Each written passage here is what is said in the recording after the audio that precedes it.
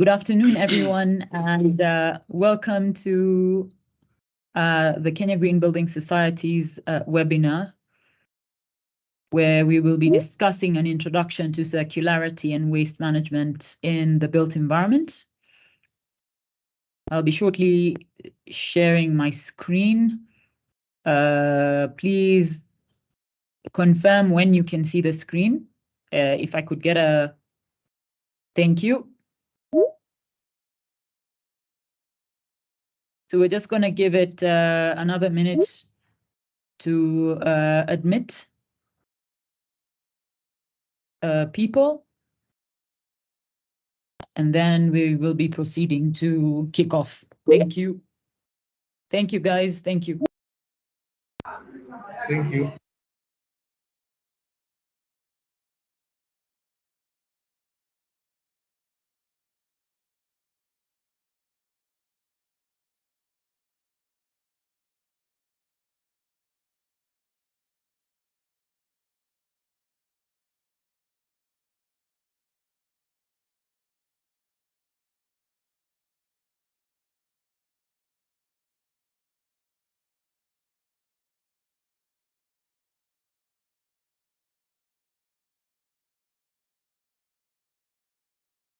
We are starting at 2:05 p.m. sharp.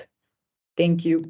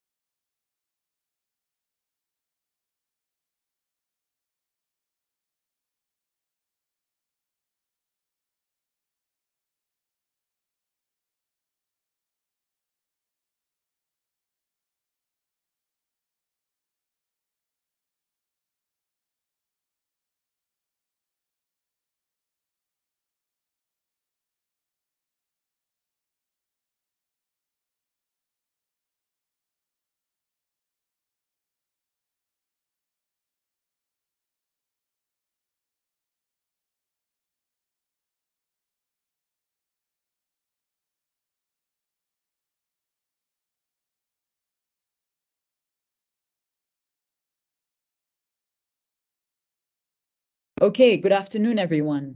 My name is Nasra Nanda, and I am your host for today. I am the CEO at the Kenya Green Building Society. And this afternoon, we're joined by two speakers, Bernard Odongo from Belovast Limited and Wekesa Zablon from the African Circular Economy Network, who also works at the Circular Design Nairobi. Just having quite a number of people join in. But yes, so this afternoon, we're having our first webinar this month as part of our broader knowledge sharing series. And the webinar is on an introduction to circularity and waste management in the built environment. Now, circularity in the built environment is a very, very important topic. And for this reason, today, we've brought in two key speakers who tackle circularity in different aspects, which we're hoping to shed light on. It's an introductory aspect, which should mean none of you should be afraid to ask questions, because we're here to teach you and empower you in your journey to sustainability. But really quickly, before our speakers proceed, I wanted to tell you a little bit about ourselves as the Kenya Green Building Society. The Kenya Green Building Society is a non-profit membership-based organization whose core message is championing sustainability in the built environment. And, as KGBS, we are one of two established green building councils in Africa who are part of the World Green Building Council. And we are an established Green Building Council, which essentially means we have a leadership role in the region, and our aim is to ensure that other GBCs in the region are, led in a way that empowers them. So we have a mentorship capacity, we have a collaborative capacity, and our aim is to ensure that Africa has a voice in conversations that matter, that ensure the built environment is included as one of the contributors to winning the climate change conversation. And so really briefly, we've talked about who we are on the left side of your screen. What's of importance is, as KGBS, we're not your typical green building council in that our focus is not just buildings. We look at the built environment as an ecosystem that embraces people, planets, communities, and we aim to ensure that profit is with purpose. And so in this regard, we look at striking the balance where progress and prosperity are achieved without compromising the well-being of people. And so for this reason, our focus is led and guided by the perspective that as a green building council in the developing market, we need to ensure the solutions we provide help the market thrive. And a key, case in point is that in Nairobi alone, 60% of the population resides in informal settlements, which means, therefore, our approach to championing sustainability has to take masses, and the traditional aspect of looking at buildings alone is not sufficient. And with this in mind, therefore, it was important for us to tackle the broad aspects that comprise sustainability to ensure that our impact and our impact and our partners reflect this. And for this reason, circularity is a key aspect of what we are looking at as part of our knowledge sharing series. The last thing I want to talk about is one of the ways we're championing circularity as Kenya Green Building Society is through our app, which is called the Jenga Green Library app, which is in partnership with FSD Kenya. The Jenga Green Library is a supply chain solution that merges technology and circularity in the built environment so that we create a one-stop shop that allows a consumer to access the entire supply chain so that they can access sustainable building materials and sustainability consultants who can guide that journey. In doing this, we have partnered in the first version with FSD Kenya and are currently in talks to partner with the ministry and other players to upscale a version 2 launch. With that being said, I'll stop there with respect to KGBS and now dive in to why we're here today. So to break it down, we'll start off with Wekesa, who, as I said earlier on, is from the Circular Design Nairobi and African Circular Economy Network. And today, Wekesa will be tackling a few key questions for us. Wekesa, now I jump on to discussions with you in the first instance before I move on to Bernard. If you could just quickly tell us, Wekesa, a little bit about yourself and then jump in to answer the first question on what is circularity and why it is important. Over to you, Wekesa. Yeah, I don't know if you can hear me okay. Yes, please, but there's a bit of noise. Yes, I can, but there's a bit of noise at the background, so I'd ask you to kindly speak a little louder. Yeah, so just a moment. Now, is it better now? Yes, Hello? it is. Yes, what is circularity, Wekesa, and why is it important? All right, so circularity is a business model, I'd say, that requires us to, work work from a point of synchronity. So we're looking at closing up loops, and from a circularity point of view, it's important that we work within a certain laid out principles. And the circular economy has 3 design principles that we need to follow. So the first design principle is design out waste and pollution. The second principle is keeping products and materials in use. And the third principle is regenerating natural systems. So with these principles, you can apply them in various strategies. And there are so many strategies that exist. Some of the strategies that we're going to look at are closing the material loop, designing for lifetime extension, detaching, adaptability, flexibility. So in terms of principles, we have the three principles, but in terms of tactics and strategies, we have so many strategies. So within that circular economy realm, we're looking at the circular economy as a tool for growth.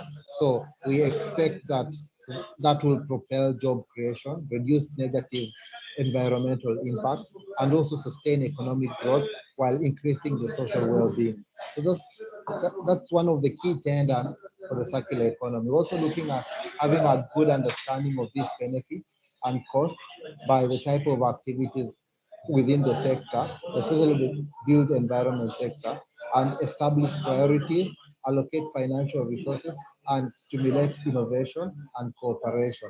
So when we're looking at circularity within the built environment, these are some of the core tenets that we're looking at. Great. Yeah. Thanks, Yes. thanks, Wekesa. And just to chip in before I go to my next question, for members listening in, the most important thing, Wekesa, if you could just mute your mic for a bit. Thank you. And in terms of circularity in the built environment, I think one of the key things that is really key for us to note is that in the first instance, what is circularity in the built environment? Circularity in the built environment refers to the design and construction of structures that prioritize resource efficiency, waste reduction, and the use of renewable materials.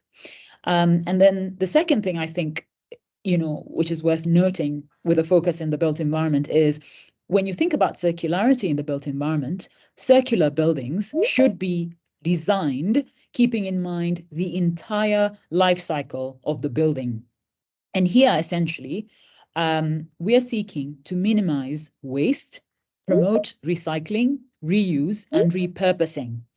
And in this regard, Wekesa touched on the principles of design. So when we look at the built environment, the circular economy principles of design for disassembly and design for recyclability should be taken into account when designing structures to ensure that whatever you build can also be easily deconstructed so that the materials can be recovered and reused for purposes of future use. And I think the fourth thing that I want to talk about when we look at circularity in the built environment is the role of building materials in promoting circularity. And this is particularly crucial because there's an increasing need to shift towards eco-friendly, sustainable, and biodegradable materials. So in this regard, as I earlier mentioned, our Jenga Green Library app is one of the ways we're trying to ensure there's circularity. But separately, we're also working on an alternative building materials technology report, which is going to explore this aspect in detail. And lastly, when you think about adopting circularity in the built environment, this is guided by not only benefiting the environment, but also promoting economic growth, as Wekesa mentioned, creating new jobs, again, as Wekesa mentioned, and supporting, and this is very, very important, social equity and well-being. And this becomes particularly important when we're talking about the gender aspects, persons who are differently abled. And our friends at WIRE will tell you that, these things go hand in hand in promoting a more equal and just society. So with that in mind, I then take you to the second question, Wekesa, that we want to unpack today with respect to yourself. So how do we measure the social aspects of the circular economy in the built environment? Over to you, Wekesa. Well, measuring the social elements in the circular economy are not we don't measure that in isolation. So most of these elements or most of these indicators or most of these touch points come within the framework of, let me say, I'll explain it within this four pillar framework. So Yeah. we have elements. So elements within the building can be like maybe the design of the building. You're looking at the design of the windows. You're looking at the architecture. Then you look at layers. So within the layers, we're looking at materials. Uh, Within the layers, we're looking at materials. Then different kind of lifetime lifetime capabilities. Then within the products, we're looking at the products that actually we inside the building, right? And also Good. form part of the build environment. Then we look at materials, so material sourcing, how does forestry affect real estate and the build environment? Yeah, so we'll have the conversation within this context. So I'll just suggest that we go to the next slide, please. Great. Yeah, so when it comes to the build environment, we look at it from three different layers. So we look at it from, a building value chain, where we look at the manufacturers, the construction, uh, the owners, the occupants, and the people who do the construction. Then from the second layer, we look at the influencers of the value chain. So we look at these architects and engineers. We look at property developers.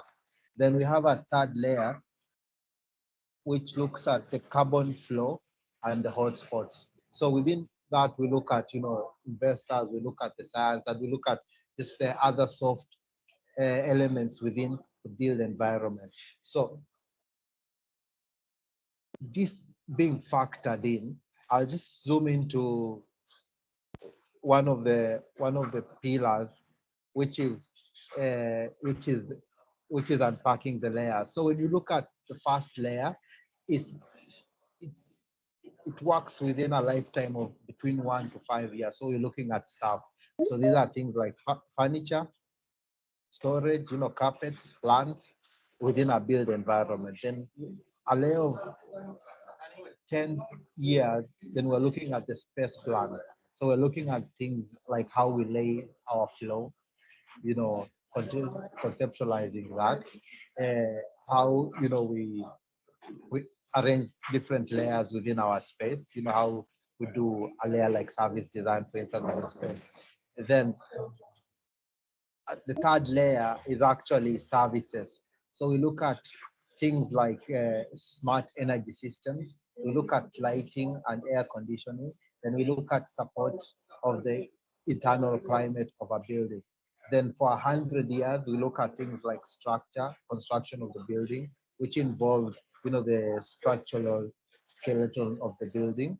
Then for 50 years, we look at things like the outside feel of the building. So how do we look at the facade of the building, including the windows, the surface material, and the insulation?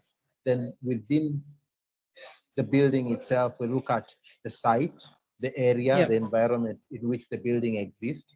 Then the second layer, the seventh layer, we look at the social aspect. So how are the occupants who live, work, and use the building, and how Yeah. does their behavior influence circularity? So within this one pillar of uh, of layers, Yeah. we we have like 7 aspects, all which affect the social well-being directly. Great. Yeah. Okay. Thank you So so much. mhm. No, thank you so much. Sorry. Yeah, go on. Yeah. So there are so many human elements that come into play as such, because Yeah. when we zoom into just like stuff in the house, Yeah. when we look at an example of how furniture that's being used in the house, how it gets in, how it gets out, how an interior designer defines the ambience of the room for a while, then an occupied moves out. We're looking at how furniture is the fastest growing our furniture is the fastest growing enterprise in Kenya and the most sustainable for a while, then how it affects livelihood. So Okay. from circularity, Yeah. there's a huge array of things that affect our touch on the social well-being, and it's not as clear to isolate them, and we should look at it from a very interjoined point of view and not an isolated point of view. Great. Thank you. Thank you so much, Wekesa. Thank you so much for your presentation. And yeah, you're right. I mean, I think one of the ways that we need to look at sustainability and just doing the right thing is that we need to have an understanding that when we're looking at measuring circularity or sustainability or impact, nothing happens in isolation. And so you're really right, because without looking at things holistically, by looking at how the environmental interplays with the social and the governance, you have a limited way of approaching anything really, and in this regard, circularity. So thank you so much for that. I will, allow attendees to ask questions at the very end, but now I want to move on to you, Bernard. And Bernard's here today to talk to us about waste management. So Wekesa, if you don't mind muting your mic so that I can then move on to Bernard. Thank you so much. So yeah, Bernard is from Belovast, and I think I'll just give him a minute to talk about what they do at Belovast before diving into now the second portion of our chat today. And so Bernard will be taking us through what is waste management, and I think, really briefly, there are a few things we want to ask you, Bernard, today. And I guess the first is really, what is waste management generally, and in the context of the built environment, of course. Over to you, Bernard.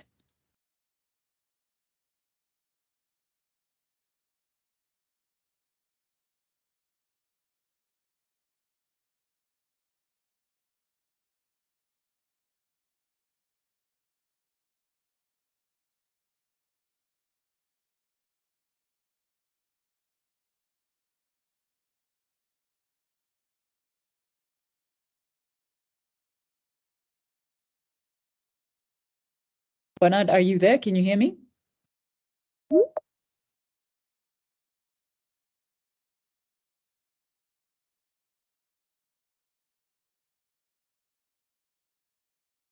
Okay, I'm unclear as to whether Bernard is still on the line. However, in the interim, I think he is. Yes, Bernard. Hello? Hi. Yeah, Can you? yes. Can I? Oh, I can go on. Yes, please. What is waste management, Bernard? Okay, I'm Bernard Odongo, the CEO at Belovast. And nowadays, you don't even say waste management, but we say sustainable waste management. What is sustainable waste management? This is the process or activities that are involved in management of waste material from inception to the finality.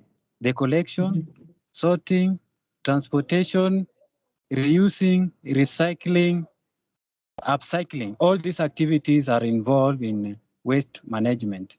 And in sustainable waste management, we do this with the principle of waste hierarchy. This one is, you start from the top, avoidance. Can this waste be avoided in the first place? Yeah. What do we need to do? How do we need to do it? If it cannot be avoided, can it be prevented? That's the second step. Yeah. How can we prevent it? If it cannot be prevented, how can we reuse it within our own system or within industrial symbiosis, partnering with other organization or company? Upcycling, recycling, treatment, and finally disposal. And with sustainable waste management, disposal must be done in an environmental, social manner, in a manner that it does not bring any negative impact to the environment. To the people means that we must take care of the social, that's the community around and even far, because we find now with the sustainable waste management, in the built environment. Yeah. There is a low income areas and up income areas. So in up income areas, when people can pay for these services, and they are not taking care of the end. Where is this waste being disposed? Because now, if you don't take care of this, where the waste is being disposed of, you are not handling the social part. Because this waste being collected at your premises, which you pay, but end being dumped in Dandora without proper treatment, and it's affecting people around there. The social aspect is not being handled, because even the section 42 of Kenya Constitution dictates that environment should be provided clean, safe, and healthy for all people. Yeah. So if you want to ensure that waste management is sustainable, the social aspect must be handled, the economic aspect must be attained, and the environmental aspect must be the fountain of any pillar for the development of the solution towards this. And for sustainable waste management to happen, you must be guided by data. You must be guided by information of your current state, the past, and the future. And this gives birth to the process of waste auditing. Okay. So, okay. So now that you've touched on waste auditing, what are these? What are these waste audits that you talk about? In fact, in terms of sustainable waste management in the built environment, you realize in 2021, World Green Building Society, the Council, bring the commitment of net zero and net carbon zero towards built environment. For this to happen, you must have the data in the waste management. This one can only happen if you are doing what you call waste audit. So what is this waste audit?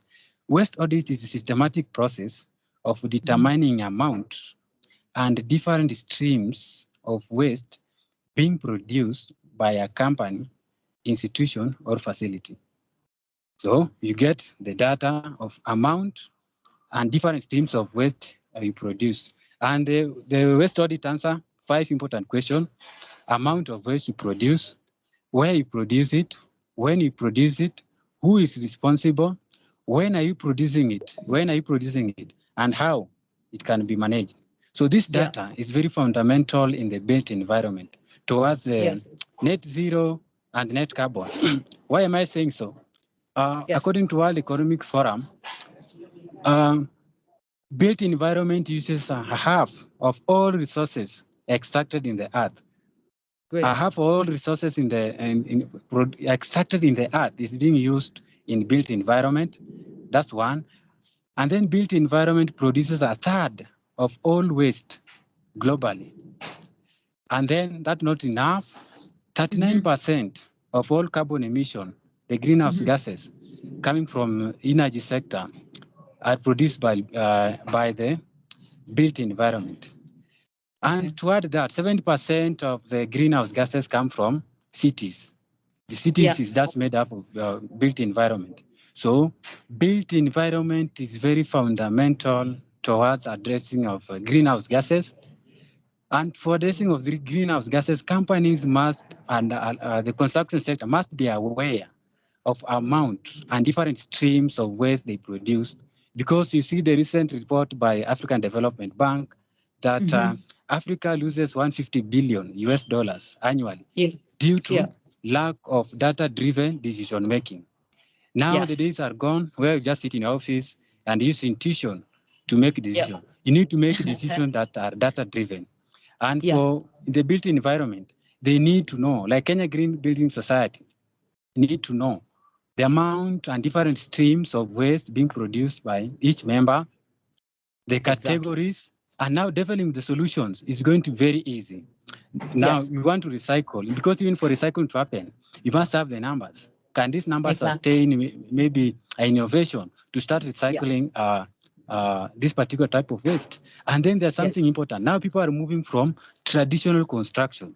They are doing what you call modular construction.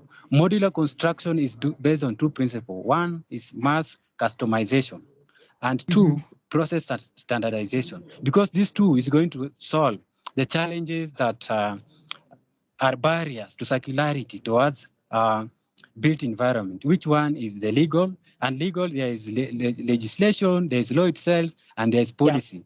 Another one, Exactly. there is cost and pricing. And another one is awareness and Yes. information. So Yes. these things, for them to happen in modular construction, you must have mass customization of the products, and then process standardization, so that one product can still be used by another different construction entity. And with sustainable waste management, waste is being designed out before even construction has taken place. Gone are days where you just bring waste management company to manage your waste. From design stage, you see there are countries doing very better with waste audit data. Countries like Singapore, Denmark, London, and Netherlands. Yes. Yes. They have based so much on waste audit, and they know the Built Environment Association there have good data on this, because it's a challenge. Even in Africa, there we are doing research to find data, waste construction data in the built environment in Africa is very difficult. We are forced to generate our own data through thought process, or use Asian data, American data, and European data. And now being the chair, you being the chair of the council in Africa, I think Kenya should set the pace, so that at a given time, you can tell the world amount of waste that the built environment Kenya is producing, who are our members, and developing solutions is going to be easier. Developing innovation is going to be easier, because now in this world, you can't blame anybody. There's no monopoly of ideas, monopoly of innovation, monopoly of data generation.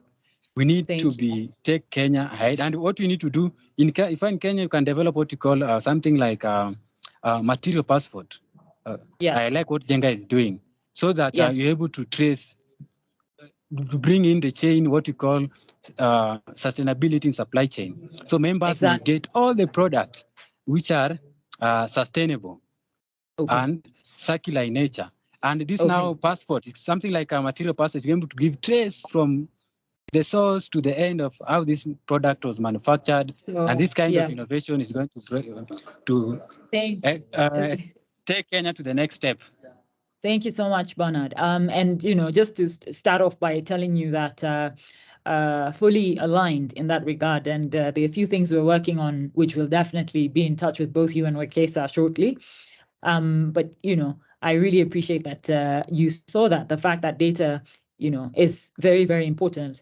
And with the Africa Climate Summit coming in, it's important for Africa to own its narrative, whether it's with respect to circularity as a whole, or in particular to have waste management as a key way of ensuring we have data-backed solutions that are for Africa by Africa. So I'm really grateful for that.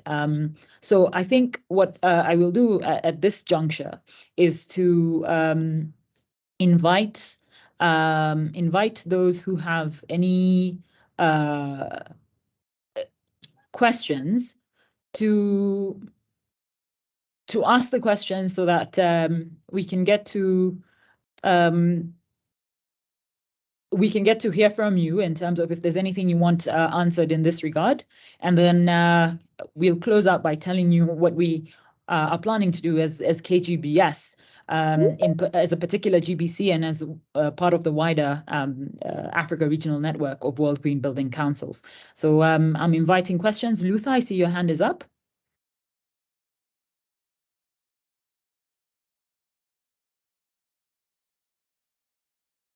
Luther, you can ask your question. Okay, so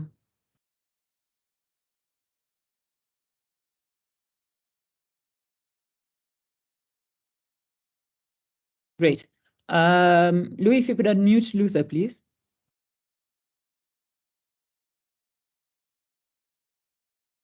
Hi, Luther. Yes, you have mic permissions. You can go ahead and speak.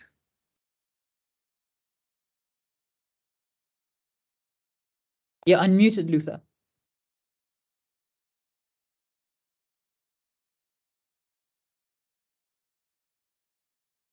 Okay. I'm sorry about that, Luther. Perhaps you could type in your question in the meantime.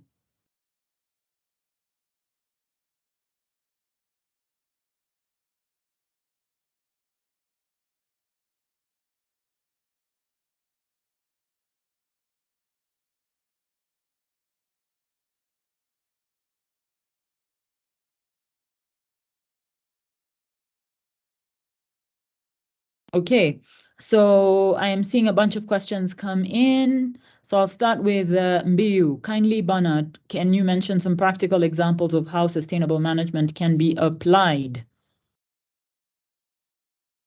So I'm just going to read out. So, okay, and then Alex, do you provide certificate of membership after payment of subscription? Yes, Alex. As KGBS, we do give you a certificate of membership once you are a paid member. Rudy from Tel Aviv is sharing a website. Thank you, Rudy. We'll definitely check it out and get in touch. If you would leave us your email address, we'll definitely reach out. Luther, I'm still waiting for your question.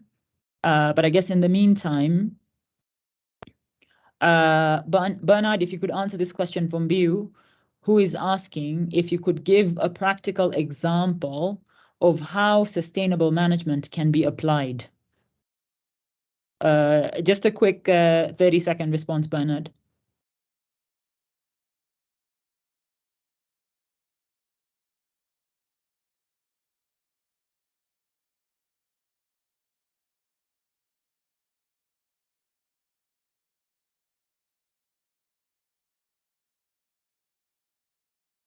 Bernard, can you hear me?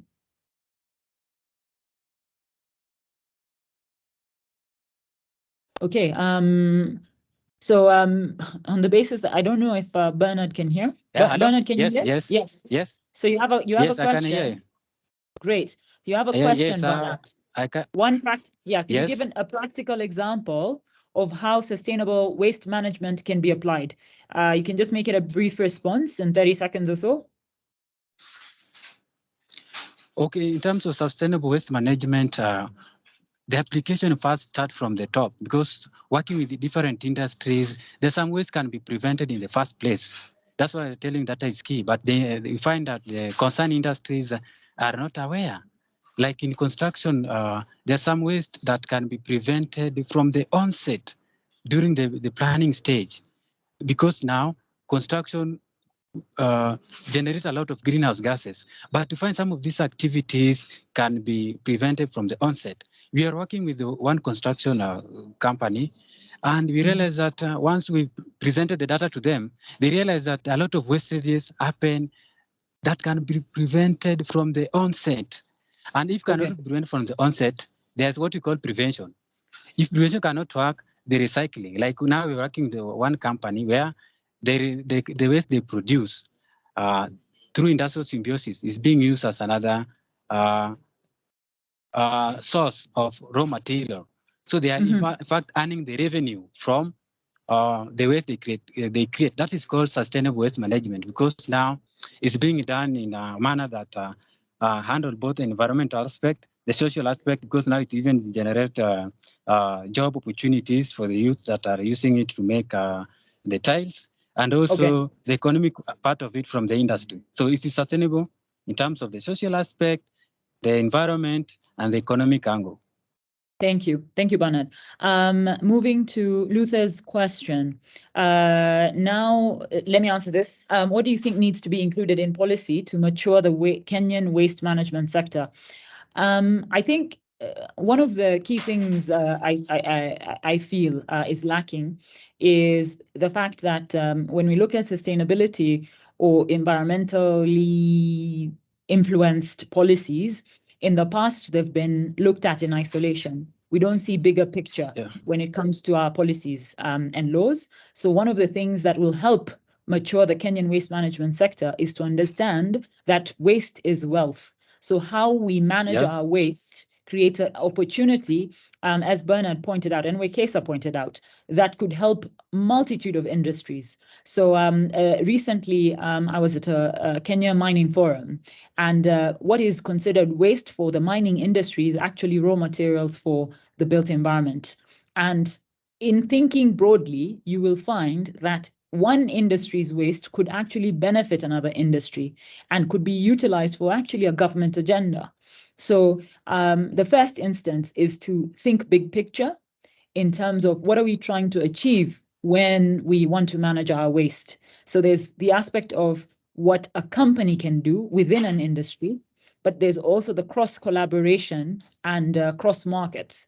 So cross collaboration now looks at mining and real estate, commercial forestry and real estate, and how one sector could benefit from another sector by simply understanding what outputs in one sector could plug into an agenda of another. And then also the third thing, I think, is to look at how innovation and financing and ESG could manage the waste conversation from the perspective of, as a company, how you manage your waste could ensure that you're feeding into your ESG or sustainability report. That then could unlock potential avenues for you to see where you're making an impact for yourselves and to your partners and to the industry. But also, it also positions you to have conversations with new partners and unlock new opportunities from a sustainable finance perspective. And I think in that regard, our policies need to understand what is the objective of managing waste generally. And then I can see here, Jennifer says, transparency in how waste is being handled. I think policy can be created, but implementation is necessary. Definitely, Jennifer, nothing happens in isolation. But I think one of the things that happens is when you're not clear on what is your objective, when you set up or when you create a law, a policy, an initiative, then you're not clear on who you need to partner with. By being clear on why you're doing something, then you'll understand what you're trying to achieve and the people you need to walk that journey with and the potential outcomes of that initiative. And I am trying to read through all of your comments. V says, hi, I believe it's important for us to understand that nothing is thrown away. Agreed. It goes somewhere and we need to think the process through and be innovative and responsible. Thank you for your platform and communication. Thank you so much, V. We really appreciate you being present for this conversation. And we fully align in the sense that the process and behavioral change is an important aspect of us understanding how to be responsible.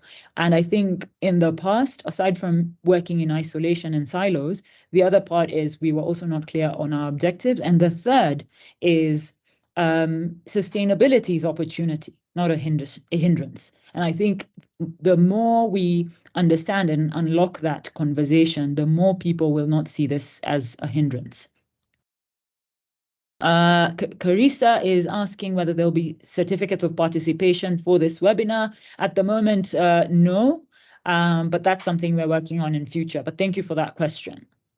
Bex is asking, is a circular economy really achievable in Kenya, taking account the amount of government policy that would need to be implemented to change business practices and consumer behavior? So Bex, that's a very good question. Number one, I think it's important to understand that Kenya is a reactive market, which often waits for government. And that's the traditional approach. I don't deny it. But I also believe one of the ways we can change that narrative is becoming proactive in a reactive market. And proactive in a reactive market means that international best practices are leading there, financing is leading there, which means opportunities are leading there. As a government, this is the business case for us transitioning. If you show the numbers and the objectives and the potential investment that comes with it, with the data that Bernard was talking about, then there's soft soft transitions and hard transitions. Soft transitions are buy-in from government in informal settings and semi-informal settings like conferences and summits. So the Africa Climate Summit presents a unique opportunity for that. And separately on the hard stances, platforms like that help nudge the government policy in the right direction. I hope I've answered your question, Bex. Rudy, on sharing the recording, we will share both. So don't worry about that. And I'm just trying to make sure that all questions have been shared. I think there's one more. Okay, so I think this is the last question that I will be taking for today, but thank you so much, guys. Kevin, one, majority of the workforce in construction projects are unskilled laborers. What's the best approach to instill the culture and habit of waste management in this group of workers? I'll speak from a KGBS perspective, and I'll invite Wekesa and Bernard to give any comments they have before we close out, before I close the session. But generally, from a KGBS perspective, one of the ways we do this is to have awareness sessions, and the awareness sessions for us, the important part is empowering the different layers of the community or the market to understand why what we do is important. So one is having that conversation with the unskilled laborers. And one of the things I think I want to bring out here is the unskilled labor force is actually a huge driver of change. So if we could communicate in a language that makes them understand the practical aspects, you will find that actually they could be your biggest champions.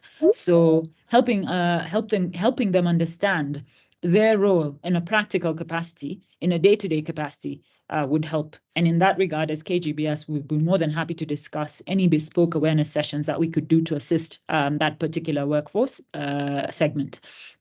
Two, I live in a peri-urban area where most of the construction is unplanned and uncontrolled. What is the best approach to improve construction waste management in this and similar locations? I think in the first instance, it's important to look at what you can and can't control. So in an individual basis, what is your part in being an active, responsible member of society? It means making sure that you are responsible in how you manage your waste on an individual capacity. There's also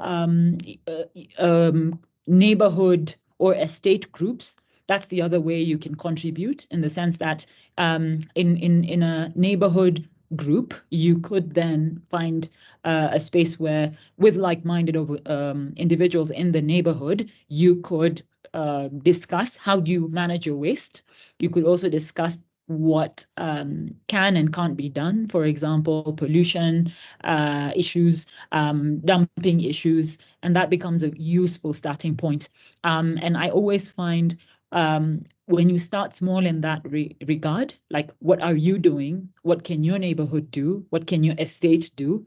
That now starts a domino effect to make change happen on a broader scale. I am really sorry, but I do not have I cannot answer all the questions, but I will take the last one as, how can KGBS help its members to undertake evolving opportunity in the upcoming ESG reporting framework, including JRI? Stay tuned, Alex. As part of this knowledge sharing series, on the 24th of August, that is next month on the 24th, we'll be having an ESG training session, an in-person training session, where it will be a blend of training where experts will take you through the important aspects of ESG and a journey from introduction to reporting. Separately, in that particular training session, there will also be 2 panel discussions where experts will be sharing information around now reporting. Unfortunately, that is all the questions I can take for purposes of today. We are going to ask a question. Please email me directly here. I'm leaving my email on the chat. so that you can reach out. And I think in that regard, I'm going to invite Bernard and Wekesa to do a 30-second closing before I close out the session. But thank you so much, everyone, for your time. Please let us know. We'll be sending out a survey. Please let us know what you think of this initial webinar. We're hoping to make sure that it really helps you so that you can make better informed decisions, both individually and professionally. Bernard, closing remark. Wekesa, closing remark in 30 seconds. Okay, Bernard, 3 things. Let's embrace data-driven decision making. There's a lot of green jobs in the built environment. Let's embrace this.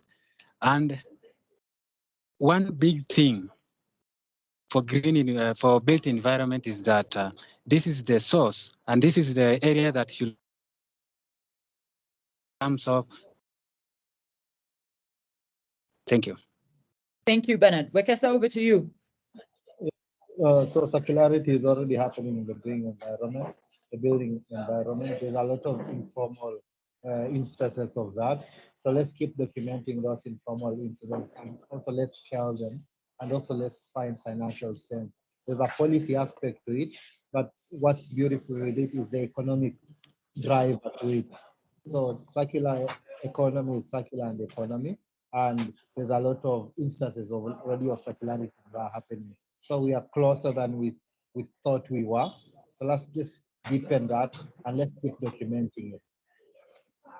Great. Thank you, guys. Thank you all for your time. We will be reaching out with the presentation slides and the recording so that you can listen in case you missed out on some parts of this session. But thank you so much for your time. Please stay tuned to our exciting knowledge sharing series, where we aim to ensure that we disrupt the market so that sustainability is mainstreamed and we can unlock bankability to realize opportunity. That's it from us from KGBS. Asante sana for your time. You take care and have a lovely afternoon.